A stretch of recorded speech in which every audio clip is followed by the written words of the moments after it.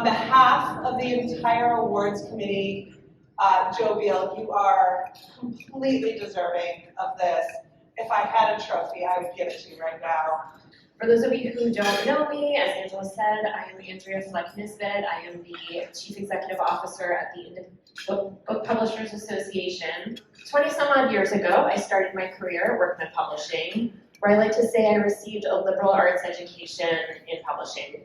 We were talking earlier about mentorship, how important that is, and how having interns is an opportunity to mentor and train young people, and I really felt so fortunate to spend 15 years at Workman, where I started as an assistant in the special sales department and was able to move up and do so many different roles, and that's how I really learned about what publishing is, what good publishing is. And so I just wanted to mention that I agree that having interns is such an important part of the work that we do. I worked also as Peter Workman's assistant. He was the founder and publisher of Workman Publishing, and he was, among other things, a sportsman, a poker player, a philanthropist, and he once likened the odds of success in publishing to baseball. Peter said, like a baseball player, great success for a publisher is getting it right 3 out of 10 times. As independent publishers, we value excellence, innovation, and a modicum of subversiveness in our work, right? We believe that books have the power to shape and change lives. Is the book the best that it can be?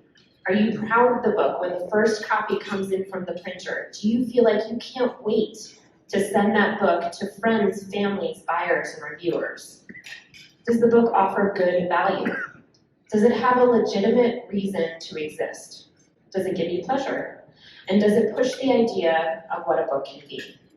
Today, I am grateful for the opportunity to honor an independent publisher whose work over the past 3 decades not only models what good publishing is, but pushes the idea of what publishing can be by incorporating those less quantifiable measures into each book project that Microcosm Publishing produces. In the early 90s, with no prior publishing experience, industry connections, or startup funding, Joe Biel set out, in their words, to start the punk rock version of publishing, which I absolutely love. With a mission to equip readers to make positive changes in their lives and in the world around them, and the vision to remove barriers to success for marginalized people in our industry, Microcosm initially operated their business out of milk crates and closets, sold books from backpacks, at bicycle festivals, and on street corners, and were informed repeatedly by distributors that there was no market for their type of books. I just want to say that again because when we talk about innovation and forward thinking, I'm not going to repeat the whole paragraph, but a mission to equip readers to make positive changes in their lives and in the world around them, and the vision to remove barriers to success for marginalized people in our industry. How forward thinking is that? That's what we're all trying to accomplish now, and Joe was doing that 30 years ago. After partnering with several distributors who finally saw the value of Microcosm's publishing proposition, but who couldn't quite grow their business as effectively as Joe knew it could be done, Microcosm set a new mandate in 2018 to stop supplying to Amazon, put little effort into major accounts, and focus on building relationships with independent retailers, basically defying all the rules that trade publishing tells us we must adhere to. In 2019, the company grew 156% and now adds 150 plus new stores each month to its customer base. So again, let's pause there and recognize that it is 3.4 new retail outlets every single day. In 2022, Microcosm was named one of the fastest growing independent publishers in the country. Today, Microcosm operates their own distribution business, 3 warehouses, and a successful bookstore in Portland, Oregon. They plan to release 42 new titles and ship 550,000 books out of their warehouses in 2024. As part of managing their own business, Joe and Ellie have also developed an operations platform, which I am very excited about, called Working Lit, that manages all their title data, sales, inventory, invoicing, accounting, shipping, website functionality, data exports, taxes, performance analytics, and product management. with the goal of helping other independent publishers succeed in the market and control their own destiny. Working Led will soon be available to other small publishing businesses so they can manage their own operations in a cost-effective way. Because, in the true spirit of punk, Joe believes that every publisher with quality content, a strong value proposition, and the desire to use books for the greater good of readers can succeed independently, with the right tools to make books available wherever and whenever book buyers want to discover and purchase them. Incredibly, I did not have the pleasure of meeting Joe until this past fall, when, at the insistence of Angela Engel, whom I swear is the great matchmaker of independent publishing, if you want to know someone, let Angela hook you up. So she insisted we meet up for lunch at PNBA. Neither Joe nor I were actually even going to go to PNBA that year. We weren't planning on attending. I live in upstate New York. Joe's in Portland. Angela said, you have to go. You have to meet Joe, please. So I said, all right, I'll get on a plane, flew all the way across the country, showed up at the Holiday Inn in Portland. And, we sat around, we had some tacos, and we talked about all sorts of things in publishing. And I have a confession to make, which is that I have been hearing about Joe for years. This fabled guru publisher who famously eschewed working with Amazon and yet managed to grow their publishing business threefold. I was a little intimidated, as anyone would be, and I was there waiting in the Portland Holiday Inn Library, which was sadly lacking in slot machines and blackjack tables, so there was nothing to entertain me. Now, I come from New York publishing, or the literary industrial complex, as Joe has named it. And I suppose I was anticipating someone who was 1 part brilliant, 1 part precious, 2 parts publishing precocious, and likely sporting black plastic glasses. So for you publishing folks who have been in the industry for a while, you know exactly what I mean. What I was not anticipating was the sweatshirt and sneaker sporting, kind, inquisitive, and engaging human whom I have had the pleasure of befriending over the past several months. However, I do think I was spot on in the brilliance assessment. So over tacos, we used to discuss everything from specialty sales, title management, distribution, printing philosophies, marketing accessibility. What excites me most about Joe's approach to publishing is that it can be done successfully and profitably, with the right tools, the right content, and the right motives, without following the traditional path of corporate publishing or adhering to trade supply chain rules. Having spent 15 years at Workman under the tutelage of Peter, I know firsthand that this is true, that it can happen. And as I've come to know Joe over the past several months, I am repeatedly struck by how many of the publishing principles that I learned at Workman, Microcosm actually follows, and perhaps none so much as this. Differentiate yourself. Know what you do as a publisher that no other publisher does, and do it better than anyone could. Try to publish books that are singular. Find the unique way to cover a subject. Give the book the format it needs, even if it's never been done before. Be open to new ideas and follow them wherever they lead. And finally, be accessible, not elitist. Not snobbish. Be open. Publish books that are useful, practical, give good value, and respect the reader's intelligence and wallet. That was very touching. I really appreciated that. Not everyone actually knows the story of Microcosm, so would you start by telling us a little bit about the company and how it came to be? Publishing was never about books. It was about ideas. It was about saving lives. So when I started as a teenager, I really thought about how can I take information and package it to help people? And that was really the whole thing, And it was never, it became more than that later, because then I was like, okay, books are actually a really efficient way to package information.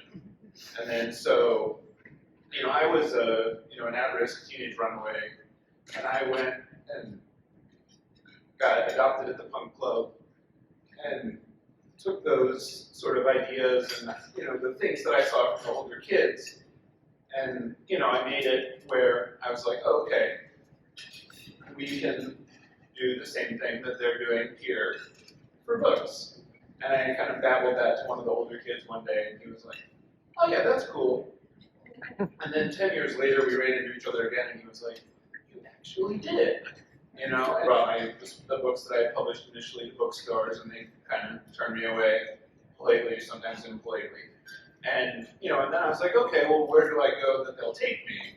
And I stumbled upon the same thing that Peter Workman had, which is what we now call like special sales or specialty markets, and stores that primarily don't sell books, and they were much more receptive. They sell a lot more books, and but that was like maybe a roundabout way, and maybe that's the same way that Peter came to it, but that was how I came to it. That thing, it was really about a reason for me to get out of bed every day. It wasn't about a business or making money or anything like that, but I think that's why it resonates, is because what I was doing was meaningful to other people in the same way that it was meaningful to me as a young person. And I like to still think that I'm a young person, 30 years later. Because it's like, that's still the way that I approach it, And now we just have, a staff of 30-some, and, we sold millions of books and that. But again, it's like, you put that part follows value proposition and having something that you've made that's meaningful, You talked a lot about how, you didn't have the resources, so you just got up and you did it, and a lot has changed in the industry in the past 30 years, the way that books are merchandised, the way that they're sold in, the many, many layers which have evolved over time to getting books into retail. Do you believe that a small startup indie publisher today has the ability to do the same thing that you did back then? It's funny, this is sort of the number one question that's posed to me as like sometimes it's a gotcha question even, that is if our story is supposed to always be prescriptive for other people. But I do believe that. I mean, the biggest thing we learned in the Simon & Schuster and the Random House DOJ trial is that the market share growth for both of those companies was in distributing independent publishers. Independent publishers, meaning these multi-billion-dollar conglomerates cannot figure out how to grow their market share without us. So we're the commodity. It's not the matter of it's not like AI is not the risk. It's it's about making something that's meaningful to people. It's about like having a clear, well-developed book.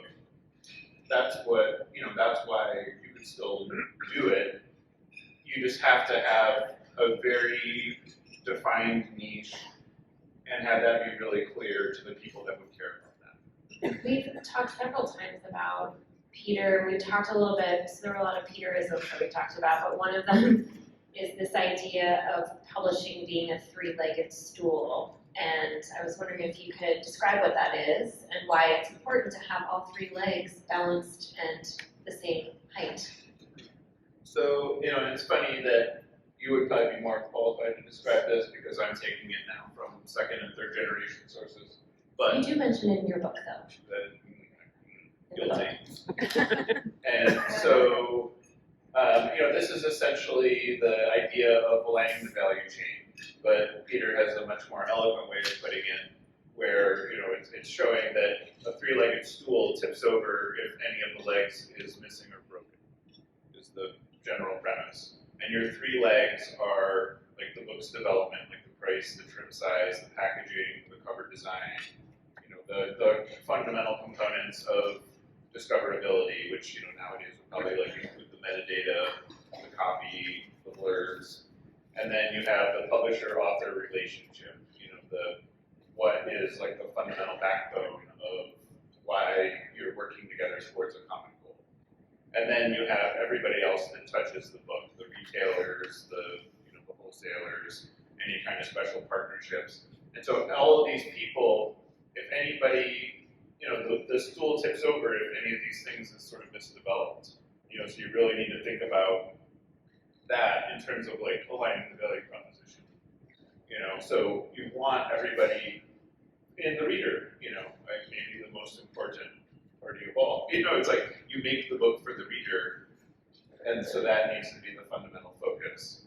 And when all those things are aligned, those are the books that succeed, and it feels like life is on easy mode, or at least publishing is. when you were being interviewed by Calvin Reed, he was like, where have you been? And so I feel like Microcosm was kind of operating under the radar, quietly building its business. And then in 2018, when you decided not to supply to Amazon directly anymore, all of a sudden you're getting a lot of press for that. And I was wondering if you could talk a little bit about that, about just because it's such a large specter that looms over our industry. This was not a moral or ethical decision. This was on its, I mean, on some level, it's like anybody that's been in an unhealthy relationship, like, can understand a publisher's relationship to Amazon. And if you haven't, then like, good for you. But, so to us, we were just looking at like what this costs and how much time this takes up of every day. I've had so many conversations in the last 5-6 years where people come up to me and they're like, you don't know how lucky you are. I have conversations about Amazon every single day of my life. And I was like, oh, right, but I'm not lucky. Like, we made a concerted decision that was a gamble and worked out very well. Like, we have quintupled our size through that decision. And it wasn't by not focusing on Amazon, it was by focusing on 12,000 independent retailers who are, who we all got into publishing for. We didn't get into publishing because we were worried about billionaires making a living. We got into publishing because we were like, oh, we want people to appreciate the books that we make. One of our key market salespeople, her first day on the job, she was like, oh, we can do all this better ourselves. Well, that's sort of a bold thing to say. And then, by like 6 months in, I was tired of having this conversation with her. And so then my business partner like pointed out to me that she was like, you have more stress and difficult conversations about those relationships than any other. We could just walk away from all that. And that was more how it worked. It wasn't that we were trying to make a moral stance against Amazon. We started before Amazon was such a dominant force in the industry. So because of that, we had a strong direct-to-consumer website, from 1996. So we could have our, all of our people were ordering our books on our website, not from that other company. And so even through thick and thin, 20-some years later, Amazon was 1% of our sales. And so it wasn't a big loss. And, we had a rough patch in 2017 where they were like 9% of our sales. And I feel like that is still kind of embarrassing, but we recovered. Think about it from a capacity standpoint. Like, the things that you focus on and give attention to will consume your life, So if you focus on where you want to go instead of what you're afraid of, then that's where you will arrive, and that's where your concerted, parts of your brain will go. Built this very rapidly growing publishing company, particularly in the last couple of years. And so when we talk about, selling books off the back of your bicycle and, going in and hand selling a book to suddenly, how many people do you know have in the organization? I know we talked about it yesterday. How many people, Ellie?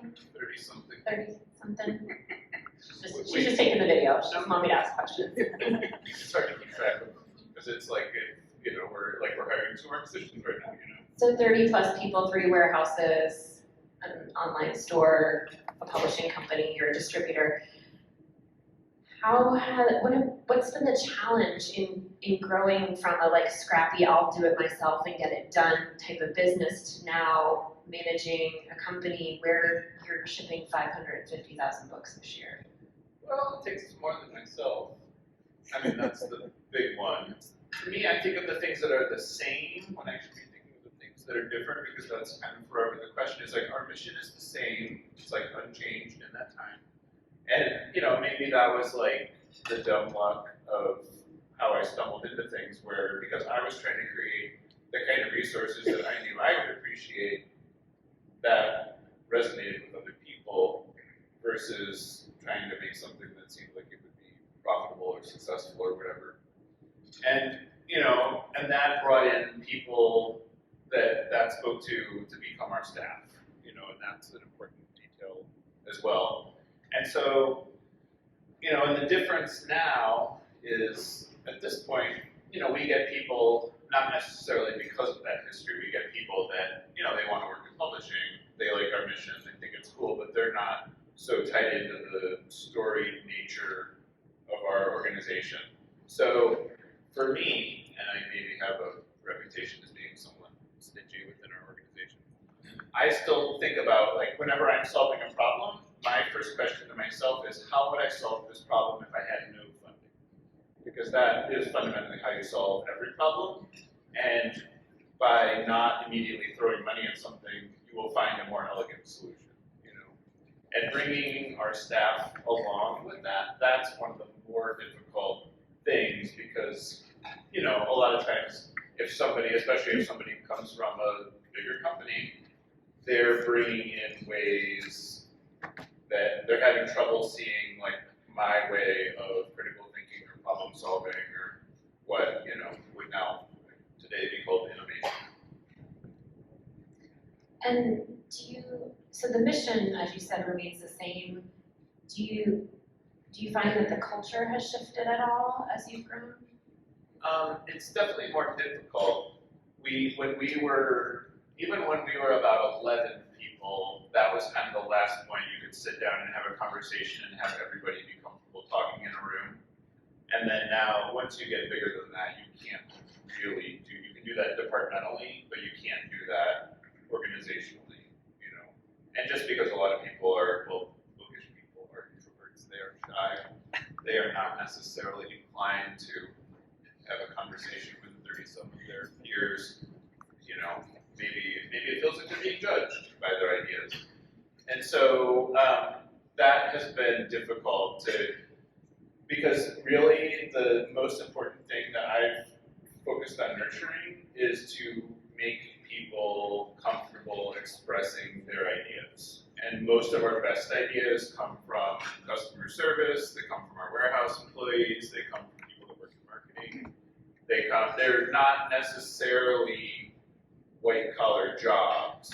They're people that, like, they see how many thousands of copies of some books come in the door and how many copies of some books go out the door.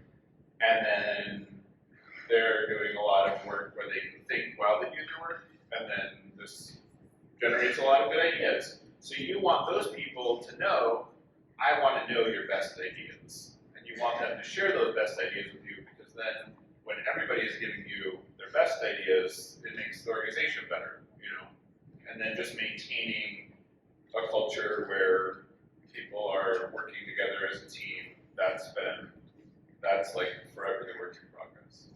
Well, and the other thing I don't know if a lot of people know about Microcosm is that it's employee owned, right? So when you're talking about people being invested, they're quite literally very invested in the organization. Right, yeah, we instituted bonus profit sharing that's company-wide. So if you work for us, we divide all the profit by all the employees. And that's, like, I feel like basic. They created that money, they get that money. And similarly, we created an ESOP program, which means the employees vest ownership of the company through their tenure of it, you know. And that's kind of the same thing where, to me, the point was never to accumulate wealth. The point was to create something that would outlive myself, you know. And that, as it became clear that was possible, I did not have that ambition 30 years ago, you know, but I developed it as it became clearer that things were going beyond my wildest dreams as well. What are some of the opportunities that you see in the industry today, particularly for independent publishers? Well, blue ocean theory, this idea that you would work in an arena where you don't have competition. And I don't know, this came so naturally and instinctively to me as a young person, and I just watched every publisher squabble over the half-inch of shelf space for their book in each bookstore with every other publisher on earth, as there came to be more books, more publishers, more competition year over year. And I always thought, like, why don't we just go over here? Like, there's plenty of places that would sell cool books. And one of my mentors, completely independent of this thought, came to me one day and was like, you know, my greatest satisfaction in life is going into a store that has 0 books in it and getting them to sell books. And I was I never thought of it that way, but yeah, that's exactly the opportunity space. And I mean, this, it's not like we added 12,000 accounts by fighting over book storages. We did it by converting new stores into selling books, And we aren't the only ones that have a monopoly on that idea, Like all of you can do that just as well. One, publishing in general moves at a glacial pace, and that there is some fear of change within our industry, maybe more than some, maybe quite a bit. But there's been a lot of discussion, particularly among corporate publishers recently, about commitment to accessibility in particular in our industry. We all recognize that that's critical. It's critical to all of our success. I was curious how you see that evolving, and if you think that change, that push to become a more accessible industry comes from the large publishers who have the most power and can wield that change, so from the inside out, or whether it comes from the outside in. My rhetorical question would be, when has change ever not come from the bottom about anything? It always stems from people being sort of irascible and, upset, pushed out, and so then, you say like, oh, I want a place at the table, and if you're not gonna give me a place at the table, I will create a place at the table or build my own table, and I think that's really the only way to go about any kind of change, because it's not like people give up power easily or freely. It's that, you have to look at a radical re-envisioning of how you want to see the industry, not how the industry is going to let you in as a market opportunity or, I see so many divisions or imprints of major houses that are given to a young person based on their background as like a quick cash grab opportunity, and almost never do those imprints survive 2 years, because it's not about a commitment to that in the long term. It's the test market, Whereas when you make a company that is your company, you are committed to that in a much broader, wider way, and you're just going to see it through a lot better. Actually, most folks here today, I think, are from long-established independent publishers, or even institutional publishers. And I wanted to ask you, what advice would you give to someone in this room for making positive change in an organization that might be suffering from inertia? I love this question. It's one of my favorites, so thank you. I used to do consulting, and I stopped because usually every time I could see what the problem was within 5 minutes, and I'd say, oh, just change this, and you're all set. And then they would say, but we've always done it that way. And you're like, yeah, that's the problem. You've always done it that way. And, and like maybe this is what makes me innovative, but, I really look at every single problem, and I was raised this way to some degree, to say, you're here, you want to go here, you don't complete a series of memorized tasks that send you in a roundabout fashion to arrive there. You calculate the shortest path, and you plot your course, and then you reassess that with routine regularity. And you say, oh, yeah, right, it doesn't make sense to do this anymore because we're not even going there. I've just built this into my workflow. And,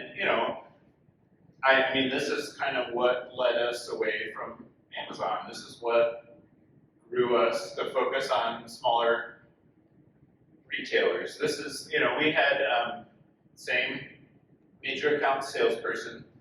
She was interviewed in Publishers Weekly. She's a little bit trepidatious, so this was kind of a moment of nerve-wrackingness for her. About that same time, in that initial announcement that we would stop supplying Amazon. And she said, 3 good independent retailers are always going to be bigger than one Amazon because it's a relationship. You can work with them and you can say, here are some books that would work in your store. Maybe you could try these. Oh no, what about these? And it's an ongoing conversation that isn't reset every year when it doesn't meet a profitability standard. And at that time I was kind of like, wow, that's kind of bold. 3 accounts to be like the world's 2nd largest retailer. But then she was right. I mean, and we have those accounts, and they're way less of a pain in the ass to deal with. It's a relationship, so when you say, hey, this is what we need from you, it's not a big deal. Then we can, it's a give and take, it's not just a take. And, and I think no matter like what department or aspect of operations a person works in, there are those shortcuts, and I think that really, it makes the day much less painful up there too.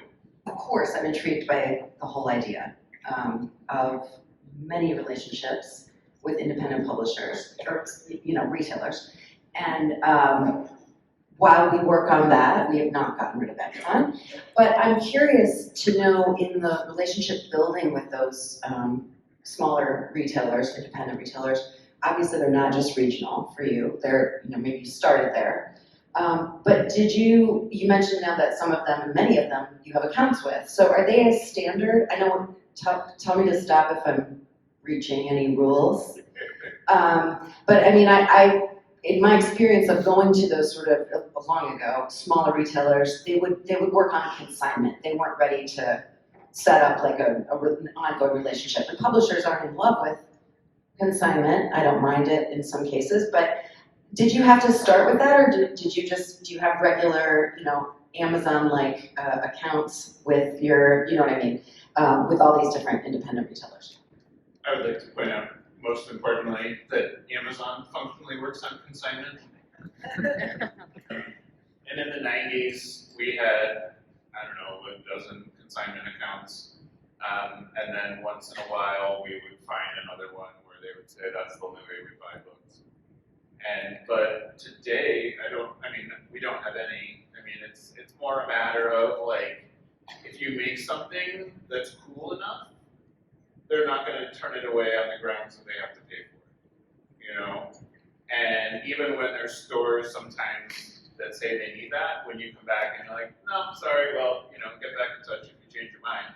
They usually are like, oh, okay, we'll just make it work. Is that antitrust advice? Hard to say. But, I guess it's like life is a negotiation if you tell people what you need. What you've done with Amazon is, to me, fantastic. Right? I think every publisher is troubled by the relationship with Amazon, and one way to get out of a troubling relationship is to cut it off. The question, in my mind, though, that allows you to become more successful in your distribution efforts because you can concentrate on building this fantastic retail set of relationships. You've grown significantly. You have more and more successful books than you had pre-Amazon. Now, as you sit here in 2024, are you leaving money on the table? The books that are the best-selling now had come out prior to that decision. So the sales of those books increased under this rubric. So, in short, no, we are not leaving money on the table. We've quintupled our size. And this is the harder part, I think, to understand, is it's not the new books that we're publishing. It's the old books that we published before. Yes, also known as backlist, but we like to call them bestsellers. Could you give us a concise guide to your acquisitions process? Because I'm wondering if you acquire differently than maybe other publishers might. Wow, thank you. That is up there with the, how do you get people? This is, or I should say once was my proudest moment.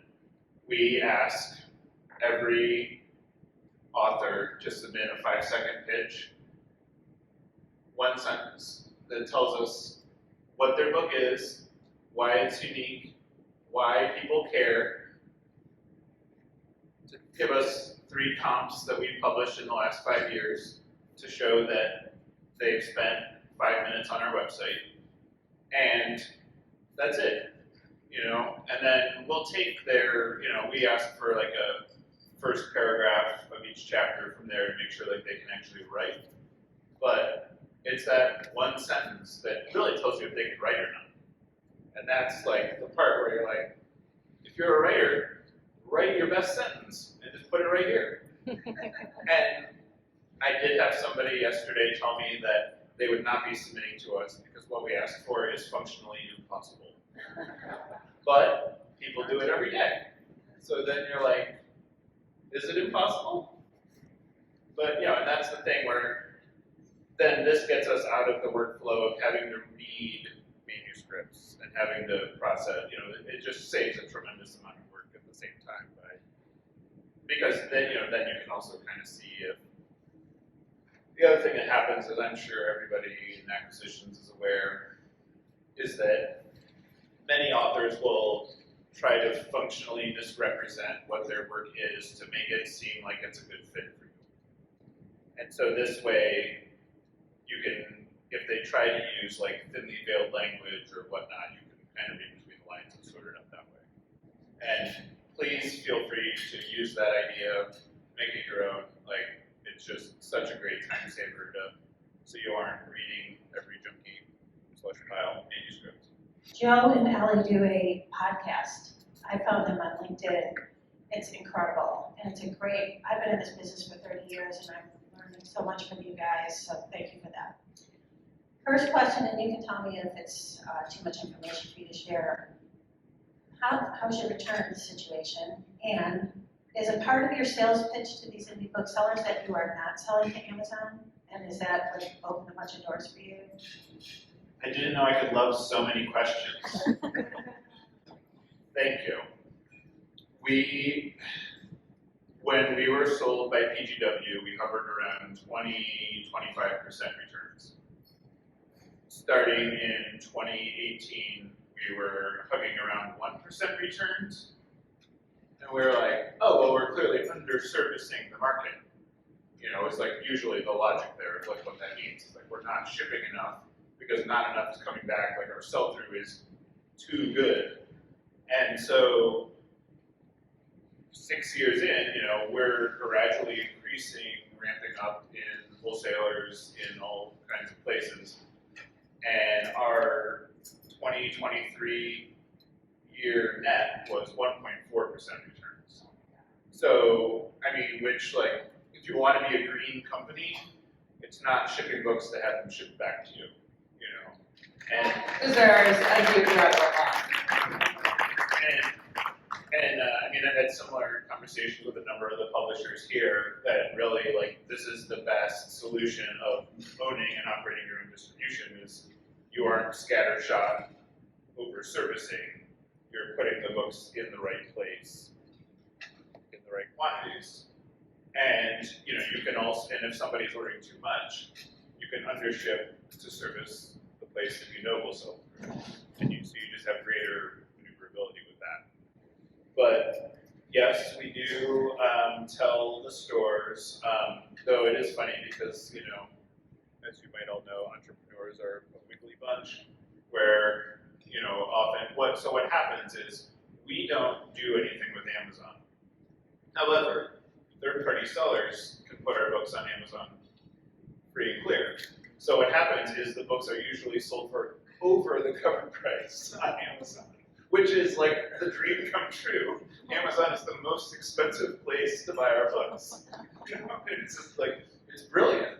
You know, and so, but what will happen is periodically a retailer will get in touch and be like, you know, it says that you don't sell these to Amazon, but I did find 2 of these books on Amazon, and one of them did have a buy button. You know, so it's like they'll try to split hairs in that way, but it, you know, it really comes down to like, what are your goals? What's the best, you know, shortest path to getting there? Just to build on what Victoria asked you, Joe, when you have a 1.4, was that the number you just said, 1.4% and 2.3 return rate? I mean, great. do you also find that you've figured out who the end consumer is, like with those retailers? Like you essentially are also speaking to the people who go into those stores and are buying the book. I mean, is that part of the, and in that, do you provide any sort of signage or other things to retailers in order to help the sell through? Wow, this is another question I absolutely adore. We had this conversation with every distributor we've ever had, where we said, sell our books as a unit, have the stores shelf them as a unit.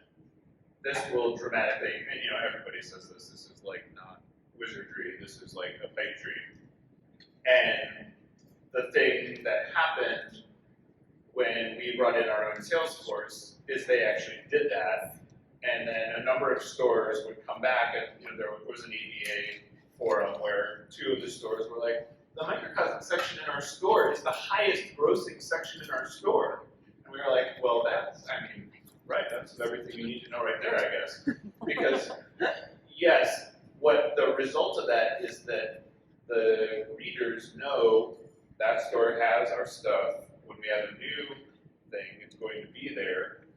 They know to go there. They know to go there to see what we have new, whether they're aware of it yet or not.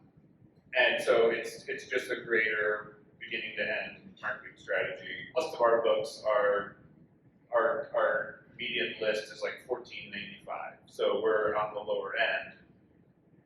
But when we had a higher end book, what we would run into a lot is people would just worry that Amazon would poach the sale, and so now we can mitigate that concern, and then we can mitigate the concern of the book isn't new anymore, because again, we're structuring all of our lists to be evergreen, meaning our best-selling books were published anywhere from 5 to 20 years ago, and they're selling better now than they were when they were new. Two-part question, and thank you, John. So inspired by everything that you do, and really proud of all the work that you're doing. My first question is, can you walk me through the decision-making process to do your own distribution, how that process went for you, and any advice you have for other publishers who are considering making that move? My second question is, what are some of your best methods or practices for pitching to retailers? And I'm just curious to know, what are some of the stores that have never carried books that now carry books, and like what type of stores are they? There's a candle store in Salem, Massachusetts that had never sold books, and they now order weekly from us. And it's one of those things where I never would have thought to reach out to them. That is like their vision for their store exceeds my vision for their store. Which I love, obviously, but that blew my mind when things like that started happening. So the other thing, I guess, that is an important detail here. So even when we were distributed, our distributor was never the majority of our sales. They were always a minority of our sales. We built a business-to-business website where a store could log on at midnight, create an account, put in all their information, it sets up their account, it approves them, and then they can place an order and get their discounted pricing, and then that flows to our warehouse in the working list software that we made, and then the warehouse fulfills the order, it sends them a bill, it all is sorted out. And so that's sort of how we knew how big the industry was, because we could service all these accounts that were invisible, that don't work with typical type publishers. And so that we had 20 years of that, and after a while you just see over and over people are focused on the 10 biggest accounts. Well, for obvious reason, it's like in their balance sheet, those are key accounts, they're tens of millions of dollars or what have you. Whereas, we hired Christine in, I think it was 2016 or 2017. Literally it was day one where she was like, we can do it. We can do it better.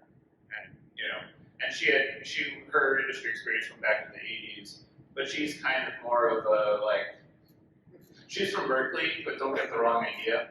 She just has more of I'm gonna get on the phone and the first minute that somebody wastes my time, I'll come call somebody else, and then I will drum up all of this business. And that's really her attitude. And she won me over to this. Because I was, at first I spent 2 years being like, well, 6 of one, half dozen of the other. We could win, we could lose, it's whatever. And then it was Ellie that came in and said, this is really taking up the bulk of your time and capacity, and this is what is stressing you out.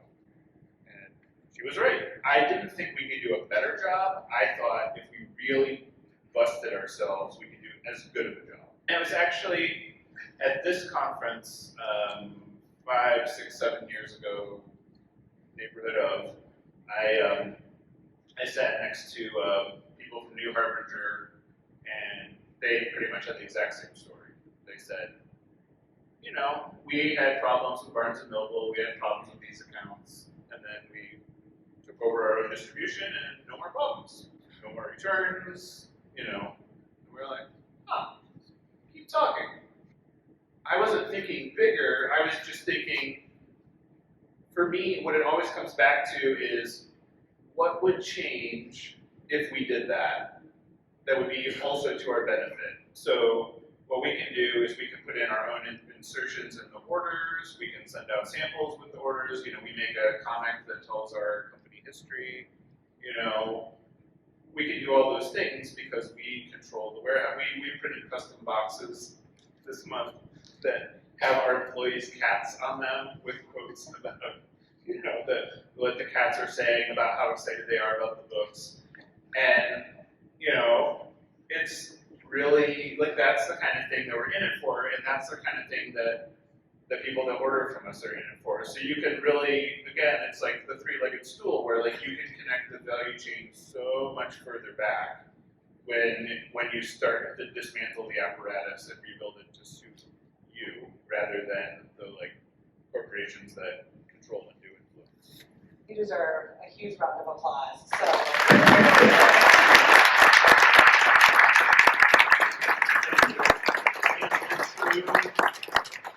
1996 spirit, Ellie does have copies of my publishing book in her book bag for sale, if anybody needs one.